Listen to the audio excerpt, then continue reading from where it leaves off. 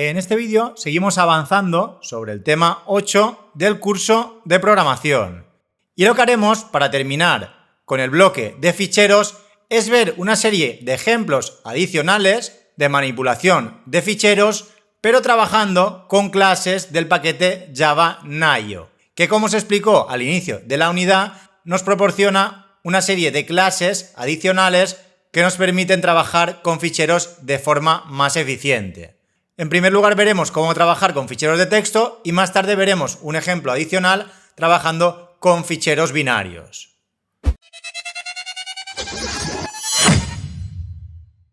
Y bien, tal y como hemos dicho hace un momento, Java Naio nos proporciona distintas clases para realizar operaciones de lectura y escritura en archivos, ya sean de texto o binarios. Aquí en primer lugar lo que vamos a crear es una lista de strings llamada líneas, con distintas strings. Cada una de estas strings será una frase que insertaremos en un fichero de texto. Entonces, a continuación utilizamos la clase path del paquete Java Naio. Este path realmente hace referencia a una ruta de un fichero. Es muy similar a la clase file, pero en este caso utilizando clases de Java Naio. Entonces lo que hará será almacenar en ese path la ruta al fichero file.txt, que lo deberemos encontrar justo en la carpeta donde se esté ejecutando el programa. Aquí, de nuevo, como vimos al inicio de la unidad, si tuviéramos que ir a una carpeta superior o inferior, deberíamos indicarle la ruta relativa, a través de los dos puntos o a través de la barra para ir navegando por las carpetas. Si tenéis dudas de esto, os recomiendo que antes veáis los vídeos de inicio de la unidad donde trabajamos con la clase file. Y bien, a continuación, dentro de un try catch, invocamos al método write de la clase files. Esta clase files también pertenece al paquete Java Naio y en este caso nos proporciona un método para escribir sobre un fichero asociado a un path. Entonces aquí le estamos indicando que sobre el fichero file.txt escriba esa lista y además recibe un tercer parámetro indicando la codificación de caracteres. Esta clase, standard charSets, también pertenece al paquete Java Naio y nos permite codificar ese texto en distintas representaciones de caracteres. En este caso estamos utilizando UTF-8, pero podríamos utilizar cualquier otra codificación. Entonces, como podéis ver, de forma rápida hemos escrito distintas strings dentro del fichero file.txt. Y abajo tenemos un ejemplo similar para leer datos de un archivo de texto. De nuevo utilizamos un path para indicarle la ruta de ese fichero sobre el cual vamos a trabajar y a continuación utilizamos el método readAllLines de la clase files de nuevo, pasándole el path e indicándole la codificación que tiene ese fichero. Este método nos devolverá una lista de strings con las distintas líneas que hay en ese fichero de texto. Y como lo tenemos en una lista, a través de un for each podemos recorrerla y mostrar por consola cada una de las líneas de forma individual. Y bien, para que veáis cómo funciona, vamos a ir al editor para que podamos ver este mismo ejemplo. En primer lugar, creamos esa lista de strings llamada líneas escritas con distintas strings. A continuación creamos una instancia de la clase path llamada fichero con el nombre del fichero sobre el cual vamos a trabajar, tanto para escribir como para leer datos. En este caso le he llamado archivo naio.txt. Y luego a través del método write de la clase files escribimos cada una de esas líneas de la lista líneas escritas sobre ese fichero. Y además, como tercer parámetro, la codificación, en este caso utilizando UTF-8. A continuación, una vez hemos terminado de escribir el texto sobre ese fichero, podemos utilizar el método de la clase files readAllLines para que me lea todas las líneas de ese fichero, que se lo paso como primer parámetro como una instancia de la clase path y como segundo parámetro con la codificación que tiene ese fichero de texto. Entonces este método me devolverá una lista de strings con cada una de esas líneas y a continuación a través de un for each imprimo cada una de esas líneas que me ha generado el método files readAllLines, que es líneas leídas. Si lo ejecuto, esto realmente son las líneas que están en el archivo llamado archivo naio.txt. De hecho, si abrimos ese archivo, podemos comprobar que se ha insertado correctamente y que se ha leído también de forma correcta. Y bien, para terminar vamos a ver ejemplos, pero en este caso trabajando con ficheros binarios. Para ello volveremos a la presentación y aquí en primer lugar tenemos un ejemplo que utilizaremos para escribir datos en un fichero binario. Para ello utilizaremos dos clases adicionales que son el file channel y el byte buffer. En primer lugar creamos un file output stream asociado al fichero integers.bin y a través de ese file output stream creamos una instancia de la clase file channel a la que llamaremos canal. Esta instancia nos servirá tanto para leer datos de ese fichero como para escribirlos. Y a continuación utilizaremos un buffer indicándole la cantidad de datos que vamos a incluir en él. En este caso creamos un buffer para reservar los bytes que ocupan 4 enteros. Esto lo hacemos a través del método allocate de la clase byteBuffer. Entonces creamos ese buffer y dentro incluiremos 4 enteros. Con este bucle for incluiremos los enteros del 0 al 3 a través del método putInt. Entonces, una vez termina el bucle, tenemos un buffer con 4 enteros, con los valores del 0 al 3. A continuación preparamos el buffer para escribir a través del método flip de la clase byteBuffer y finalmente escribimos los datos de ese buffer a través del canal que hemos creado antes. Con ello conseguimos escribir datos sobre ese fichero utilizando un buffer intermedio y haciéndolo a través de un canal. Y en la siguiente diapositiva tenemos el proceso inverso. Aquí lo que haremos será leer datos de un fichero binario utilizando Java Naio. El proceso es muy similar. Lo primero que hacemos es crear un file input stream y utilizarlo para crear un canal. Este canal me servirá para leer datos de integers.bin o para escribir datos en él. Antes lo hemos utilizado para escribir, mientras que ahora lo utilizaremos para leer datos. De nuevo creamos un buffer reservando tanta memoria como ocupen 4 enteros. A continuación utilizamos el método read de la clase fileChannel pasándole el buffer. Esto lo que hará será leer los datos del fichero y pasárselos al buffer. Por lo tanto, en el buffer es donde estarán esos 16 bytes con los 4 enteros que tiene el archivo. Y este método flip, tal y como hemos visto antes, lo hemos utilizado también para escribir. Realmente el método se utiliza para cambiar entre las operaciones de lectura y escritura, ya que aparte este byte buffer tiene 4 propiedades como son la capacidad, la posición en la que estamos y otros atributos como por ejemplo el límite. Entonces estos atributos se pueden modificar de forma manual a la hora de cambiar entre lectura y escritura.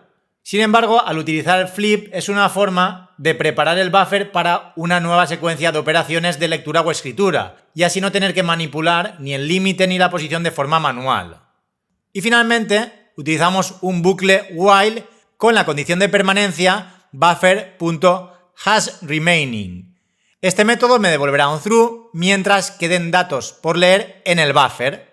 Entonces, en cada iteración, lo que hacemos es a través de ese buffer obtener un entero y ese entero lo imprimimos con un println. De este modo tendremos en cada línea uno de los enteros de ese buffer que a su vez ha leído los datos del fichero. Finalmente cerramos el file input stream y el programa termina. Y ya para terminar veamos este mismo ejemplo en Visual Studio Code. Para ello volveremos de nuevo al editor. Y aquí tenemos los dos ejemplos de las últimas diapositivas, pero en un único fichero. Primero hacemos la escritura utilizando el canal, mientras que luego hacemos la lectura, utilizando de nuevo ese canal que hemos asociado al file input_stream. Entonces esta primera parte lo que hace es escribir en el archivo integers.bin esos 4 enteros del 0 al 3. Y al terminar, una vez se han escrito ya esos 4 enteros, hacemos la lectura. Si lo ejecutamos, podemos comprobar que funciona de forma correcta. Nos muestra los enteros del 0 al 3, cada uno de ellos en una línea. Mientras queden elementos en el buffer, vamos obteniendo enteros. Sin embargo, si ahora quitáramos el buffer.flip, y lo ejecutamos de nuevo, ahora no me muestra nada, porque el buffer, al haberlo utilizado ya antes para escribir esos 4 enteros, la posición del buffer será después de haber escrito esos 4 bytes, es decir, estará justo al final. Si, por ejemplo, en vez de hacer un flip sobre el buffer, establezco una posición en concreto, por ejemplo, posición 4, esto lo que hará será empezar a leer después de esos 4 primeros bytes. Por lo tanto, primero me mostrará el 1, luego el 2 y luego el 3. Si lo ejecutamos, como podéis comprobar, me muestra los 3 últimos enteros de ese buffer. Como cada uno de los enteros ocupa 4 bytes, si ahora pongo un 8, al ser múltiplo de 4 me mostrará esos 2 últimos enteros. Si pusiera un 12, me mostraría el último entero del buffer. Si pusiera un 16, como no hay nada más que leer, el bucle while termina y no me muestra nada. Sin embargo, si ahora sí, por ejemplo, aquí pongo un 1 y lo ejecuto, fijaros lo que ha sucedido. Me ha puesto como valor del primer entero un 0, como valor del segundo entero un 256, como valor del tercer entero un 512 y finalmente, al intentar escribir ese cuarto entero, me lanza una excepción de tipo buffer underflow exception. Esto es porque se está saliendo de rango del buffer, está intentando leer ese último byte del cuarto entero, pero en el buffer no hay suficientes datos. Porque al poner la posición a 1, esto lo que implicará es que intenta leer 4 bytes cuando únicamente le quedan 3, porque sucede lo siguiente. Os voy a escribirlo como comentario para que se entienda mejor. El primer entero estaría en los 4 primeros bytes. Por ejemplo, vamos a poner aquí bytes del 1 al 4, estaría el entero número 0, que se corresponde con 8 ceros para el primer byte, 8 ceros para el segundo, para el tercero y para el cuarto byte. A continuación, los siguientes 4 bytes del buffer, que serían del 5 al 8, tienen el entero con valor 1. Lo único que cambia en este caso es que el último bit de la derecha del byte más a la derecha estará a 1, ya que un entero ocupa 4 bytes. 4 bytes son 32 bits. Y en binario, el 1, utilizando 32 bits, sería el primer bit de la derecha a 1 y el resto a 0. Sin embargo, en los siguientes 4 bytes, que serían del 9 al 12, aquí guardaremos el entero 2. Y el entero 2, utilizando 32 bits, sería poner los últimos 2 bits a 1 y a 0. El 10 realmente es el 2 en binario, pero como debe ocupar 32 bits, ya que cada entero utiliza 4 bytes para ser almacenado, el resto de bits van a 0. Y a continuación, algo muy similar para el 3. En este caso, los bytes del 13 al 16 serán utilizados para almacenar el entero con valor 3. Y el 3 en binario es el 11. Entonces, veamos ahora por qué me muestra estos datos. El 0 realmente empezará a leer a partir de este byte. Este bloque se lo salta. Por lo tanto, el 0 que me está devolviendo ahora estará formado por estos 3 bytes de la derecha y por este byte de aquí, ya que al hacer un getInt estamos obteniendo 4 bytes. Entonces, al leer un entero del buffer y un entero ocupar 4 bytes, se cogerán los 3 últimos bytes del primer entero y el primer byte del segundo entero, ya que la posición es la 1. Por lo tanto, esta parte nos la saltamos. Cogeremos estos 3 bytes y el primer byte del segundo entero. Los 32 bits estarán a 0, por lo tanto me muestra un 0. Sin embargo, a continuación me muestra un 256.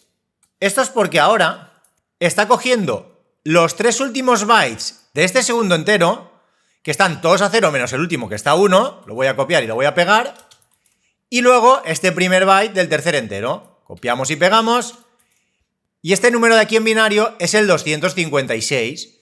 En binario, cada vez que desplazamos el 1 a la derecha es un múltiplo de 2.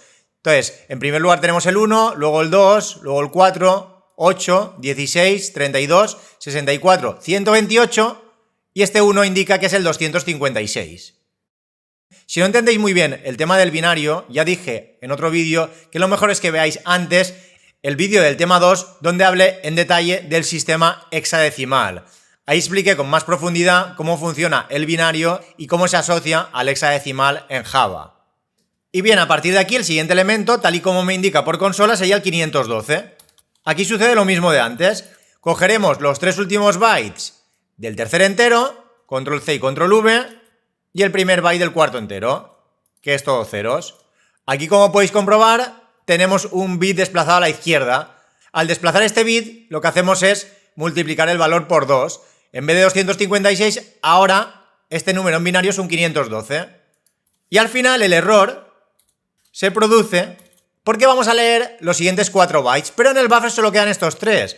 Entonces, estos 3 los lee, pero cuando intenta leer el siguiente byte, aquí se produce el error, porque en el buffer ya no quedan más bytes que leer. Por ello me lanza la excepción buffer underflow exception. Entonces, como podéis ver, si modificamos la posición de forma manual, pueden haber problemas. Si por ejemplo aquí hubiera puesto un 2 y ahora lo ejecuto, ahora realmente el 0 serían estos 2 bytes y estos 2 de aquí. Este 65.536 serían estos 2 primeros bytes y estos 2 de aquí. Entonces, como podéis ver, un 1 y tantos ceros al final es un número muy grande. Y este de aquí sucedería lo mismo. Cogería estos 2 bytes y estos 2 de aquí. Aquí, si lo comprobáis, este número multiplicado por 2 da el número debajo. Y ahí, cuando desplazamos ese bit a la izquierda, al estar en binario, como es múltiplo de 2, vamos multiplicando de forma sucesiva por 2. Y si, por ejemplo, ponemos el 4, pues ahora empezará a leer desde aquí. Primero me muestra el 1, luego el 2 y luego el 3. Si lo ejecutamos, pues lo mismo que hemos visto antes, el 1, el 2 y el 3. Y aquí incluso también podríamos indicarle a través de un atributo que se llama limit hasta dónde queremos que lea. Si por ejemplo aquí le pongo un 8, le estoy indicando que me lea a partir del cuarto byte hasta el 8. Entonces me leería únicamente estos 4 bytes, cuyo valor es el 1. Si lo ejecutamos, como podéis comprobar, lo lee perfectamente. Si le pongo aquí un 12, me leerá este de aquí y este de aquí. Al ejecutarlo, tendremos el 1 y el 2. Si por ejemplo aquí le pusiera el 6 y como límite le pongo el 10, me leerá 4 bytes correspondientes a un entero, tomando estos 2 bytes y estos 2. Si lo ejecutamos, podemos comprobar que es el 65.536. Sin embargo, si le ponemos el 5 y aquí le ponemos el 9, me leerá estos 3 bytes y este de aquí, que como habíamos visto antes es el número 256. Si lo ejecutamos, podemos comprobar que funciona bien. En cambio, si aquí en vez de ponerle un 9 le ponemos un 10, estamos recorriendo 5 bytes del buffer. Entonces el primero lo lee bien, pero en el segundo salta la excepción, porque en el bucle se espera un nuevo entero de 4 bytes, pero únicamente queda un byte. Por ello, de nuevo se lanza la excepción buffer underflow exception. Entonces se puede establecer de forma manual tanto la posición como el límite, pero al final es mucho más práctico hacer el flip. Esto lo que hace es preparar ese buffer para una nueva operación, ya sea de lectura o de escritura, y lo que hace es poner la posición a 0 y el límite a la posición actual. Es decir, ahora me leerá los 4 enteros. Pero si yo, por ejemplo, antes de hacer el flip, le pongo como límite el 12, aquí le estoy indicando que únicamente deberá leer esos 12 primeros bytes. Entonces, si lo ejecuto, este flip no me lee ya todos los datos, porque el flip, como digo, establece la posición a 0, pero el límite lo pone en la posición actual. Por lo tanto, si el límite estaba en esos 12 primeros bytes, luego cuando haga el flip, descartará el resto de datos, poniendo el límite a 12 y la posición a 0. Y aquí incluso, en vez de poner directamente el limit, también podría poner position, por ejemplo. Position a 8. Con esto le indico que me coloco para leer a partir del byte 8, que sería leyendo estos 2 últimos enteros. De nuevo, ahora si hago un flip, me lee el 0 y el 1, porque el flip reinicia con la posición a 0 y el límite en la posición actual. Como la posición es 8, el flip únicamente leerá esos primeros 8 bytes. Y aquí incluso podía hacer alguna modificación. Por ejemplo, también puedo hacer un buffer.putInt, como hemos hecho antes, poniéndole aquí, por ejemplo, un 5. Entonces, ¿qué estoy haciendo aquí? Escribir un 5 después de esos primeros 8 bytes. Por lo tanto, aquí, en estos 4 bytes, escribiré el 5. Luego haré un flip y mostraré el 0, el 1 y el 5. Si lo ejecutamos, me muestra el 0, 1 y 5. Aquí tendríamos el 5 y en binario el 5 es 1, 0, 1. Y si, por ejemplo, ahora pongo otro entero, que sea el 7, este 7 lo escribirá en el último byte del buffer. Y cuando haga el flip, no me mostrará 3, me mostrará los 4, ya que ese buffer realmente habrá llegado a la última posición. Por lo tanto, el flip lo reinicia y pone como límite la última posición del buffer. Si lo ejecutamos, como podéis comprobar, 0, 1, 5 y 7. El 7 en binario serían los 3 últimos bits a 1. Entonces, como podéis ver, tanto la posición como el límite me permiten desplazarme por esos bytes que tiene el buffer. Aunque en la mayoría de ocasiones utilizar el flip es suficiente, ya que nos ahorra tener que establecer la posición y el límite de forma manual. Y como último ejemplo, voy a poner el flip justo antes de las posiciones. Ahora si lo ejecutamos, este flip lo que hará será poner un 5 como primer entero y un 7 como segundo entero. Lo que sucederá luego es que el buffer empezará a leer después de estos dos de aquí. Por ello, si ahora aquí pongo un 2 y un 4 y lo ejecuto, en el primer entero tendré el 2 y en el segundo un 4. Pero esos dos no los leo, ya que en el buffer, al escribir dos enteros, cuando se ejecute el bucle while, empezará a leer a partir de aquí, obteniendo los valores 2 y 3, que eran los que teníamos al principio. De hecho, incluso si hiciera ahora otro flip y lo ejecuto, fijaros que ahora me muestra el 2 y el 4. Únicamente me muestra estos dos, porque este flip se hará después de haber escrito esos dos enteros. Por lo tanto, la posición será 0, pero el límite será el 8. Únicamente leeremos esos dos primeros enteros, que se corresponden con los valores 2 y 4. Los siguientes dos enteros serán el 2 y el 3, pero no los leeremos ya que el flip ha puesto como límite la posición 8. Si pusiéramos aquí posición 0, podemos comprobar los valores de los 4 enteros, que son 2 y 4, 2 y 3.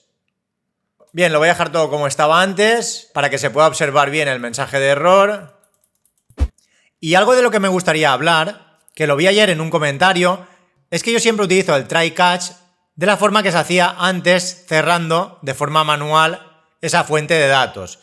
Sin embargo, hay otra forma de hacerlo que en ocasiones es más rápido y queda un código más limpio, y es quitando el try catch y haciendo lo siguiente: en vez de añadir el try catch, añadir este try with resources. Esto lo que me permite es evitar tener que cerrar de forma manual ese recurso.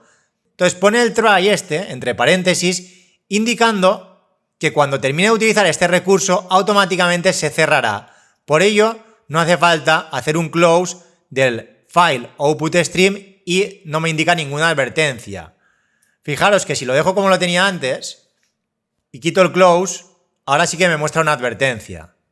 Entonces, aunque yo tengo la mala costumbre de hacerlo todo manual, pues es interesante que sepáis también que está esa opción. Nada, simplemente lo comentaba como curiosidad adicional. De hecho, lo voy a quitar de aquí para que así se vea también de esta forma. Y nada, con esto terminamos con la parte de ficheros del tema 8. Y ya en el siguiente vídeo empezaremos con la parte asociada a bases de datos.